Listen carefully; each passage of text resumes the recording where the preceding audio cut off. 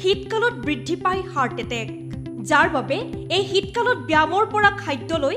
খোৱা পানীৰ পৰা গা ধোৱালৈ প্ৰত্যেকটো দিশতে বিশেষ সাৱধানতা অৱলম্বন কৰাটো অতিকৈ জৰুৰী ঠাণ্ডা দিনত কাম কৰিলে চাপ বৃদ্ধি হয় ঠাণ্ডা বতৰত ৰক্ত সঞ্চালন লেহেমীয়া হয় যাৰ বাবে ঠাণ্ডা দিনত শৰীৰটো স্বাভাৱিক কৰিবলৈ হলে হৃদযন্ত্ৰই দুগুণ কাম কৰিব লগা হয় এনে পৰিস্থিতিত যদি তেজত অধিক চৰ্বি থাকে তেন্তে হাৰ্ট এটেক হোৱাৰ সম্ভাৱনা দুগুণ বৃদ্ধি হয় যাৰ বাবে প্ৰতিজন লোকে শীতকালত চাৰিটা বিশেষ কাম কৰাটো অতিকৈ জৰুৰী ঠাণ্ডা দিনত ৰাতিপুৱা সাৰ পোৱাৰ লগে লগে বেছি পানী খাব নালাগে কম পৰিমাণৰ আৰু কুহুমীয়া পানী খাব লাগে হৃদযন্ত্ৰই তেজ পাম্প কৰে আৰু যদি ঠাণ্ডা পানীৰে তেজ ঠাণ্ডা হয় তেন্তে হৃদযন্ত্ৰৰ ওপৰত চাপ আৰম্ভ হয়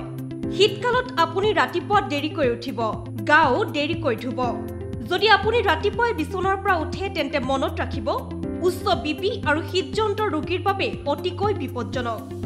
যাৰ বাবে ৰ'দ ওলালেহে বিছনাৰ পৰা উঠা উচিত কেৱল এয়াই নহয় ৰাতিপুৱা গা ধোৱাৰ পৰা বিৰত থাকক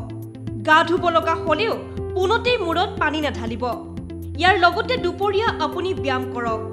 যদি ৰাতিপুৱা আপোনাৰ ব্যায়াম কৰাৰ অভ্যাস তেনে শীতকালত এই ৰুটিন সলনি কৰক আপোনাৰ হৃদযন্ত্ৰ সুৰক্ষিত ৰাখিবৰ বাবে দুপৰীয়া অথবা সন্ধিয়া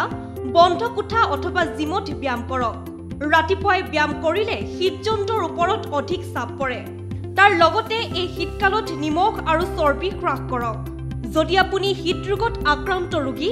তেন্তে এই নিয়মসমূহ কঠোৰভাৱে পালন কৰক আজিকালি হাৰ্ট এটেকত আক্ৰান্ত ৰোগীৰ সংখ্যা বাঢ়িবলৈ ধৰিছে কম বয়সীয়া লোকৰো হৈছে হাৰ্ট এটেক গতিকে এতিয়া যেহেতু শীতকাল আপুনিও এইসমূহ খাদ্য সামগ্ৰী পৰিহাৰ কৰক আৰু হাৰ্ট এটেকৰ পৰা বাচি থাকক ইয়াৰ লগে লগে প্ৰাগ লাইফষ্টাইলৰ পৰা মই ৰিম্পিয়ে বিদায় লৈছো আপোনালোকে অধিক বাতৰিৰ বাবে চাই থাকিব প্ৰাগ নিউজ ডিজিটেল